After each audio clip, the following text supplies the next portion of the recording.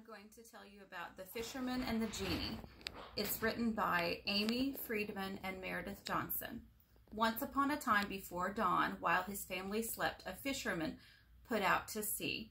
Each morning he tossed out his nets to sea, hoping for a good catch, but most days he was disappointed. Now this spring day, like every other, he threw his nets out to sea. As he pulled them out, he felt a tug on one of them, and his heart lifted. "I've caught something," he cried to the setting moon. But when he caught sight of the net, his heart sank. He only caught a dead camel, and the weight of the creature ripped a hole in his best net. The fisherman was disappointed and threw the net into the sea. He flung another net into the sea. This time he felt a tug, and his heart began to soar again. But when he pulled the net, he only saw a basket of garbage. He looked up and shook his fist. "How is a poor man supposed to support his family?" he cried. Once more he cast his net into the sea, and this time he brought to shore only seashells and seaweed. By now the sun was rising, and the fisherman was tired and discouraged, but he only thought he would try once again. This time, when he pulled up his net, he found, instead of a fish, a tarnished copper vase. The vase was heavy. "It must have been filled with mud," he muttered. But when he looked closely, he saw it sealed with lead. "There cannot be seaweed in this sealed vase," he thought. "Perhaps there is coins." He shook, but it did not rattle. However, this fired his imagination. What might be in it? A secret map? The last will of a wealthy sultan? A tapestry? He knelt upon the sand and studied the vase, and at last he used his fisherman net to cut away the seal. He stuck a finger inside and felt nothing. He turned it upside down and nothing fell out. "Just my luck," he muttered. "I was a fool for wasting my time." But just at that moment, a thick cloud of smoke rolled out of the vase and swirled into the air, twisting and bellowing so that soon a smoke mist stretched over the sea and sand. The fisherman stared in wonder, and the mist began to twist and twirl, taking a giant shape, a fiery spirit, the fiercest creature he had ever seen. And then the spirit spoke, and its voice was a kind of shriek. "King of the Genie," he roared, "I shall never disobey you."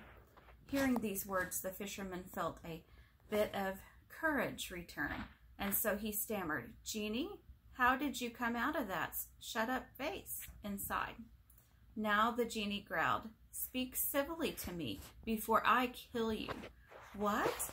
the fisherman cried. "Why would you kill me? I was the man that set you free.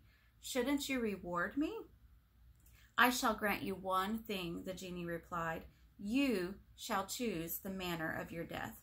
"Why? Why would you kill me?" the fisherman wailed. "Hear my story and you shall understand," said the genie, and so he told his tale.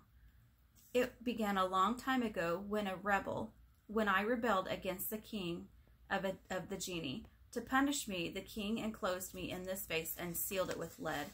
That I might have been bad enough, but then he flung it into the sea. For the first 100 years of my captivity, I swore I would honor the man who freed me with riches. Then 100 years passed, and no one rescued me. During the 2nd century of my imprisonment, I vowed to give all my treasures in the world to the man who set me free. 100 years passed. In the 3rd century, I swore I would make my Savior the king of the world, staying near him at all times and granting him 3 wishes each day. But another 100 years passed, and still I was trapped in the vase. My anger grew so that at last I vowed that whoever would free me would be punished with death, his only wish being the manner in which he would die. And so you must choose." The genie ended his tale. "Please," pleaded the fisherman, "please spare me. No man can be this unlucky." The genie sneered at him and said, "You are wasting my time. You choose your death now." The fisherman thought of his family and concerned for them, helping him devise his plan. "Tell me, Genie," he said softly, "did you really live in that narrow vase?" "What?" the genie cried. "Fool, you saw me with your own eyes." It's hard to believe this vase could contain even the smallest portion of such a massive being as you. I can't believe such a thing. It's impossible, declared the fisherman. "How dare you?" cried the genie, shaking with fury. "Now I do not believe your story," said the fisherman, and it seemed the genie would explode in rage. "Then you shall see me once more," he roared, and he began to transform again into smoke, just as he had begun. He spread out over the sea and the shore, and like a swirling tornado, he twisted himself into a spinning mass, tighter and tighter and tighter, until, inch by inch, he slid back into the vase. "There!" he bellowed from inside, his voice echoing. "Do you believe me now?" "I do," said the fisherman, but as he spoke, he plunged the vase.